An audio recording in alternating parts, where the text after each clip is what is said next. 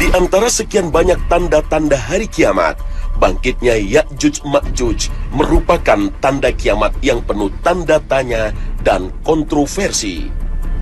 Pertanyaan pertama tentu saja menyangkut wujud dan hakikat Ya'juj dan Ma'juj. Gambaran tentang makhluk ini telah bercampur antara fakta dan mitos, antara berita yang benar dan berita yang palsu. Sehingga tidak heran jika ada yang menggambarkan mereka seperti monster seram bertubuh besar. Ada pula yang melukiskannya dengan sosok bertaring, bertelinga panjang dan pendek. Sebagian bahkan meyakini Ya'juj Ma'juj bukanlah manusia, tapi makhluk jadi-jadian. Selain tentang hakikat Ya'juj dan Ma'juj, muncul juga perdebatan tentang kehadiran mereka dalam kisah Raja Zulkarnain, serta tembok yang dibuat sang raja untuk mengurung mereka. Jika memang benar tembok itu masih ada, di manakah lokasinya? Apakah tidak pernah ada manusia yang menemukannya? Atau barangkali tembok itu telah hancur? Kalau begitu, di manakah sisa reruntuhannya? Dan di manakah Ya'juj dan Ma'juj sekarang? Atau jangan-jangan tembok yang disebut itu bukanlah dalam makna yang sebenarnya, tapi sebuah tembok gaib yang menjadi tabir penghalang alam mereka dan alam manusia.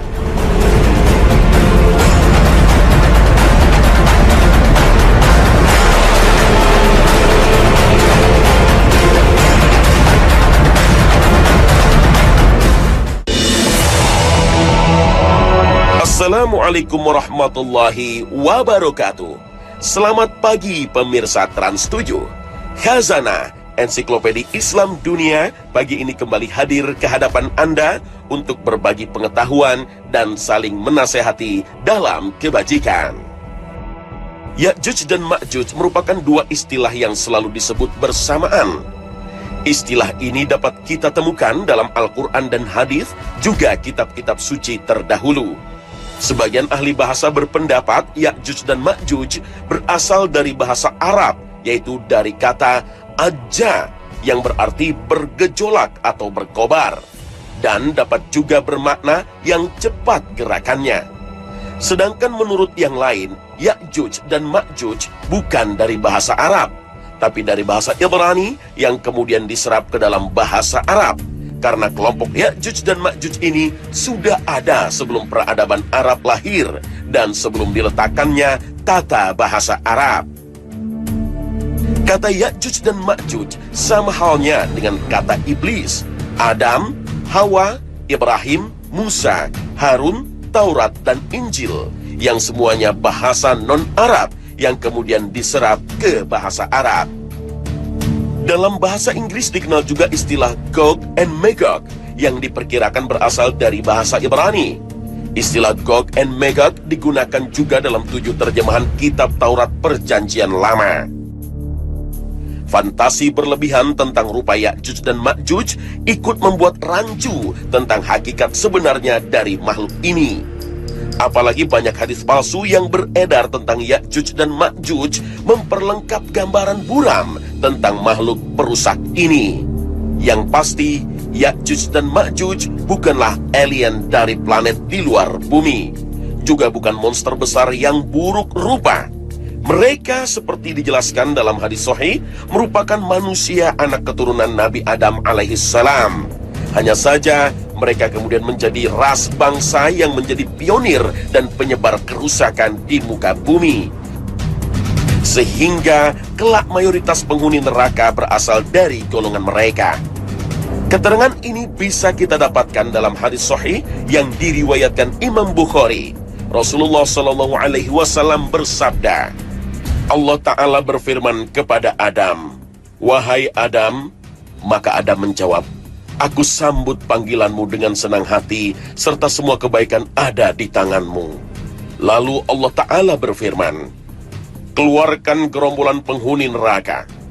Maka Adam bertanya, "Siapa itu gerombolan penghuni neraka?"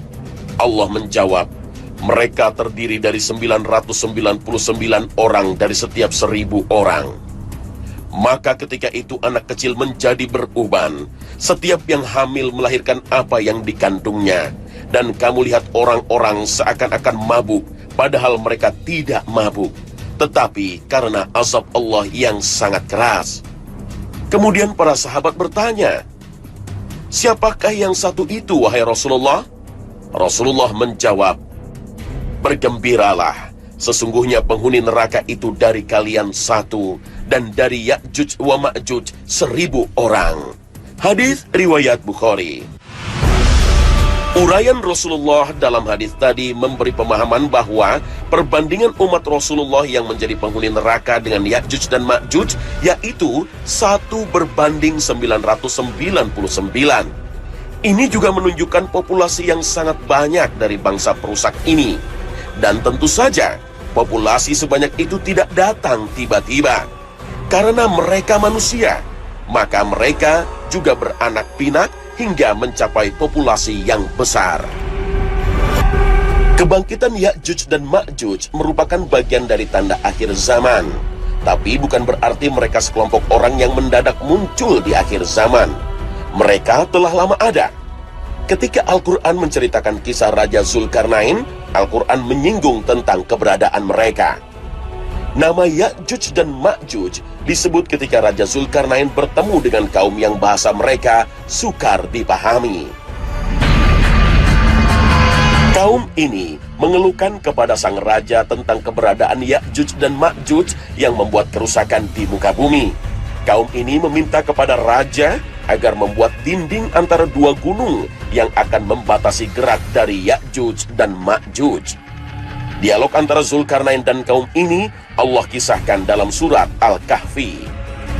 Hingga apabila dia telah sampai di antara dua buah gunung, dia mendapati di hadapan keduanya suatu kaum yang hampir tidak mengerti pembicaraan. Mereka berkata, "Hai Zulkarnain, sesungguhnya Ya'juj dan Ma'juj itu orang-orang yang membuat kerusakan di muka bumi. Maka dapatkah kami memberikan suatu pembayaran kepadamu supaya kamu membuat dinding antara kami dan mereka?" Al-Quran, Surah Al-Kahfi, ayat 93-94. Raja Zulkarnain mengajak kaum tadi untuk bekerja sama membangun tembok dari besi. Tembok selesai dibangun dan Ya'juj Ma'juj terkungkung di dalamnya. Hanya saja, tembok ini tidak akan menghalangi mereka selamanya. Suatu saat akan hancur dan mereka akan keluar membuat berbagai kerusakan di muka bumi. Kisah ini juga Allah Ta'ala ceritakan dalam surat Al-Kahfi. Zulkarnain berkata, "Apa yang telah diberikan oleh Rabbku kepadaku lebih baik, maka bantulah aku agar aku membuatkan dinding antara kamu dan mereka. Berilah aku potongan-potongan besi, hingga apabila besi itu telah sama rata dengan kedua puncak gunung itu." Zulkarnain berkata, "Tiuplah api itu." Hingga apabila besi itu sudah merah seperti api, dia pun berkata, "Berilah aku tembaga, agar kutuangkan ke atas besi panas itu." Maka mereka tidak bisa mendakinya, dan mereka tidak bisa pula melubanginya. Zulkarnain berkata, "Ini merupakan rahmat dari Robku. Maka apabila sudah datang janji Robku, dia akan menjadikannya hancur luluh, dan janji Robku pasti benar." Al-Quran, Surah Al-Kahfi, ayat 95 hingga 98. Selain sifat tamak, rakus, dan merusak yang ditunjukkan oleh Ya'juj dan Ma'juj, mereka juga sangat sombong dan takabur. Apa saja yang mereka lewati akan mereka eksploitasi, sehingga semua menjadi rusak. Bahkan dikisahkan dalam hadis sahih, mereka menjadi penyebab keringnya air danau Tiberias, yang sekarang masuk dalam wilayah pendudukan Israel. Mereka juga membunuh manusia yang tidak sesuai dengan prinsipnya. Bahkan tidak hanya itu, kesombongan mereka sampai pada menantang penduduk langit. Inilah kesombongan yang luar biasa dari Ya'juj wa Ma'juj. Kemudian mereka berjalan dan berakhir di Gunung Humar, yaitu salah satu gunung di Baitul Maqdis. Kemudian mereka berkata, "Kita telah membantai penduduk bumi, mari kita membantai penduduk langit." Maka mereka melemparkan panah-panah dan tombak-tombak mereka ke langit. Maka Allah kembalikan panah dan tombak-tombak mereka dalam keadaan berlumuran darah. Hadis riwayat Muslim. Mereka menyangka pencapaian mereka itu telah mengalahkan penduduk langit. Sama sekali tidak. Allah memberi mereka istidraj atau kemudahan berbuat dosa sehingga kelak akan Allah binasakan sekaligus. Lepasnya Ya'juj dan Ma'juj merupakan salah satu dari tanda semakin dekatnya hari kiamat. Dan ketika mereka menguasai dunia, tak ada yang sanggup menghentikan mereka, termasuk kaum muslimin yang bersama dengan Nabi Isa alaihissalam. Untuk menghancurkan mereka, Allah mengirim sejenis ulat yang menyerang leher mereka yang menyebabkan mereka binasa. Mayat-mayat bergelimpangan dan bau busuk menyengat. Untuk membersihkan itu semua, Allah mengirim burung-burung yang membawa mayat-mayat itu dan mengirim hujan untuk membersihkannya. Keterangan dari Al-Quran dan hadis tidak menyebut dengan tegas tentang hakikat Ya'juj dan Ma'juj. Secara garis besar, Al-Quran dan hadis berbicara tentang lepasnya mereka menjelang kiamat. Sehingga para ulama, ahli tafsir, dan sejarawan senantiasa berijtihad untuk memahami hakikat mereka dan kaitannya dengan realitas saat ini. Secara umum ada dua pendapat tentang Ya'juj dan Ma'juj. Pendapat pertama meyakini bahwa mereka masih terkurung dalam benteng yang dibuat oleh Zulkarnain, dan kelak setelah Nabi Isa bangkit, barulah mereka dilepaskan. Sedangkan pendapat kedua meyakini bahwa Ya'juj dan Ma'juj telah lama lepas dari benteng yang mengurungnya, dan saat ini mereka ada di tengah-tengah kita, merusak segalanya tanpa kita sadari. Para ulama, ahli tafsir, dan sejarawan yang mengatakan Ya'juj dan Ma'juj telah lepas, juga berbeda pendapat tentang sosok Ya'juj dan Ma'juj ini. Imran Hussein, seorang pakar studi akhir zaman dari Trinidad, dalam bukunya An Islamic View of Gog and Magog in the Modern World mengungkapkan bahwa Ya'juj dan Ma'juj telah lepas, dan lepasnya mereka berkaitan erat dengan suatu kaum dan suatu negeri.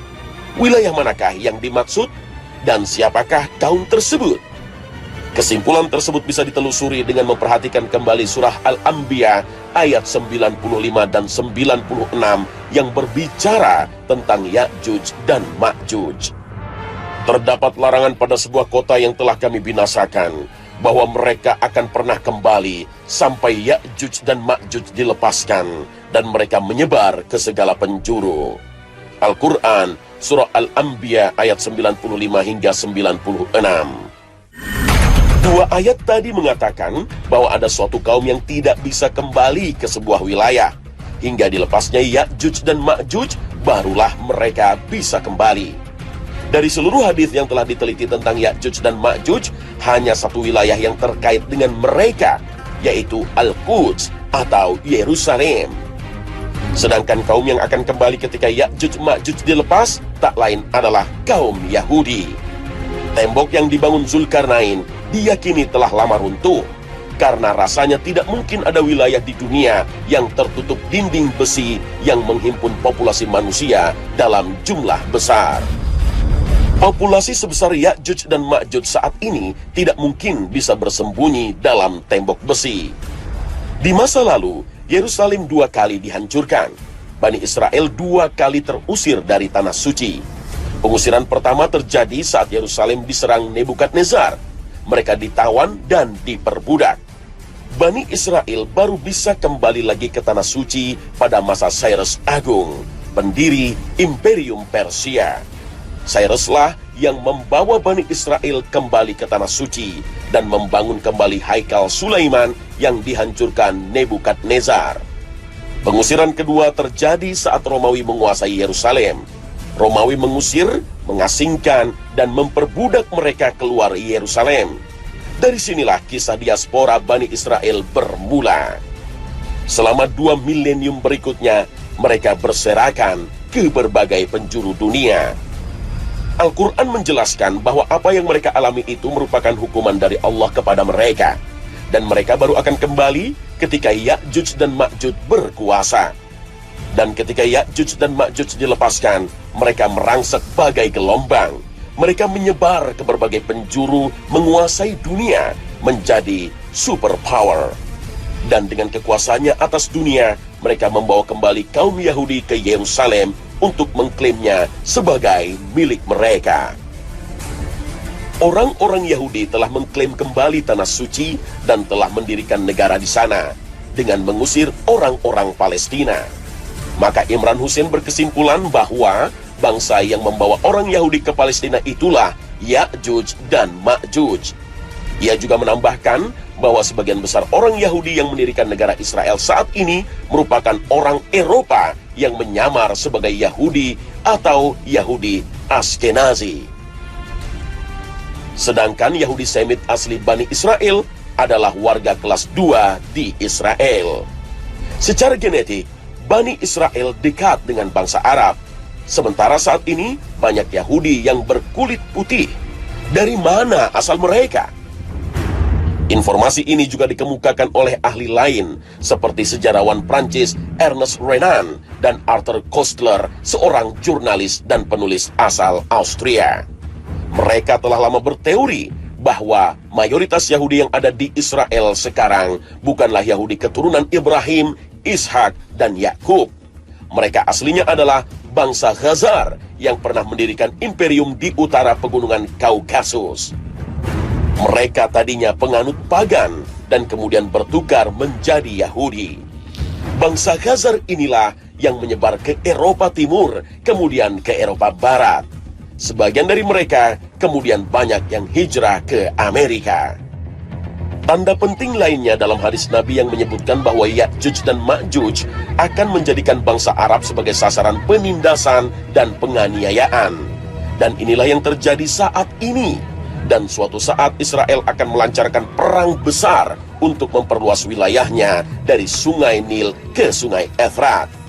Wilayah-wilayah tersebut saat ini masih berada di tangan bangsa Arab. Saat ini tidak ada yang paling mengancam bangsa Arab selain Israel, terutama dengan senjata nuklirnya.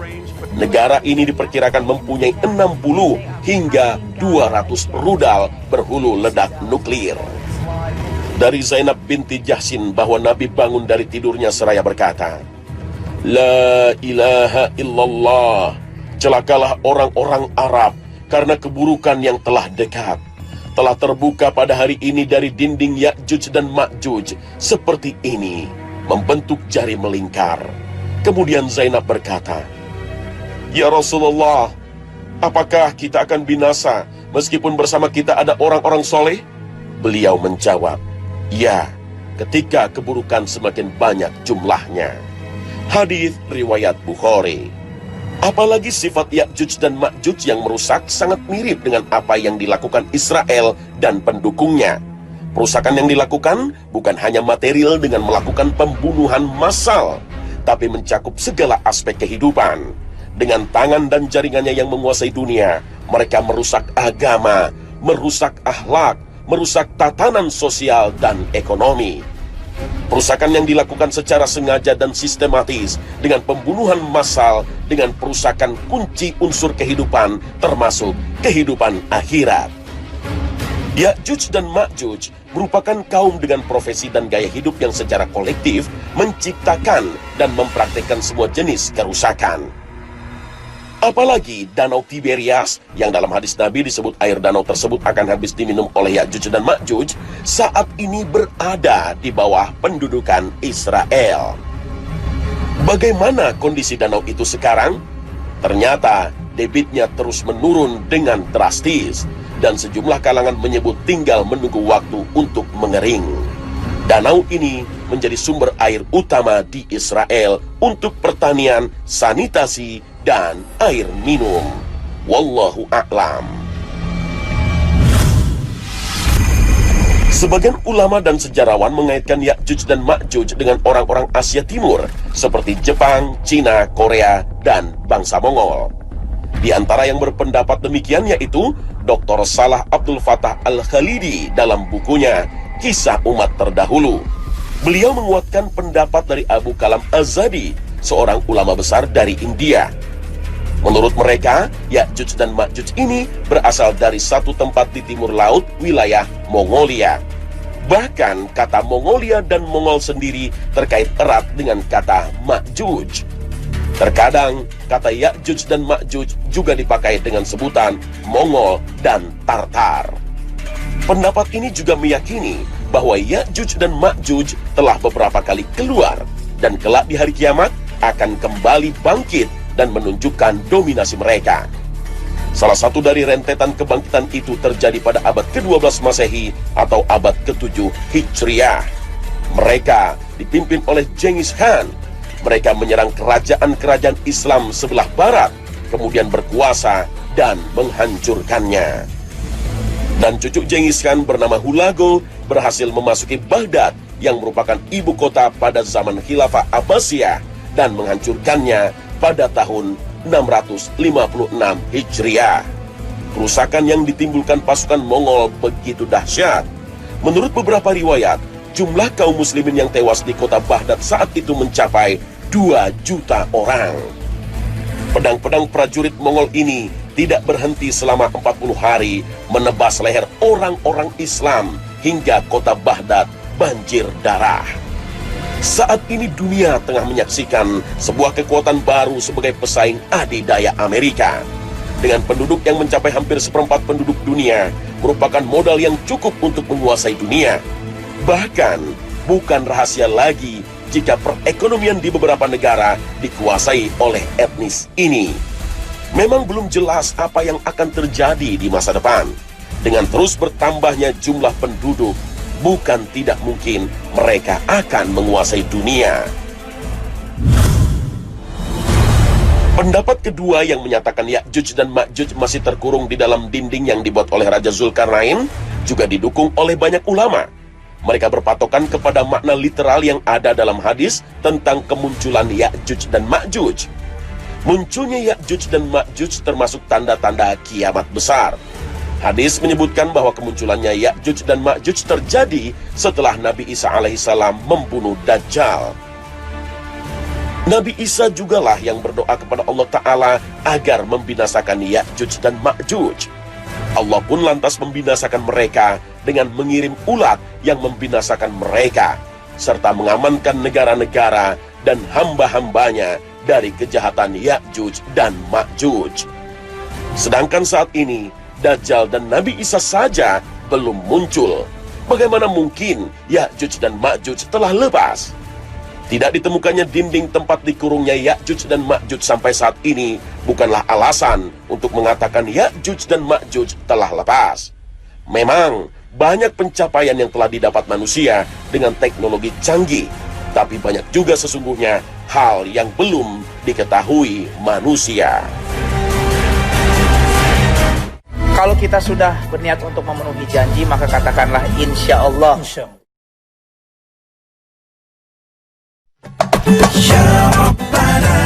Pemirsa Khazanah, kebangkitan Ya'juj dan Ma'juj menjelang hari kiamat merupakan suatu kepastian.